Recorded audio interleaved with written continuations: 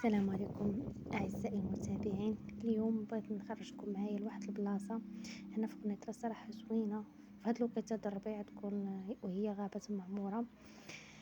راكم عارفين من مورا تماد رمضان والعيا والعطلة، الوليدات كانوا جالسين ما خرجوش كاع، وانا هنا في هاد المدينة ما عندي زعما لا صحاب لا حتى شي حاجة، غا بوحديتي حتى العيد دوزتو هنا غا بوحدي.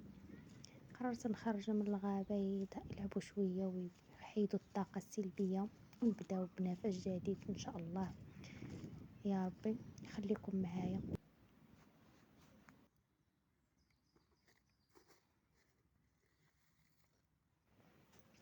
وإلا كنتوا أول مرة البنات تشوفوا القناة ديالي يومية امرأة بسيطة وعجبكم هذا المحتوى اللي نقدم ما بين هكا خريجة الطبيعة ووصفات منزلية، وصفات تجميل مرة مهم حوايج اللي يصدقوا لي ونشارك معاكم وصافي. حتى انا انسانه مبتدئه، يلا بديت، مهم نتعلموا من بعضياتنا.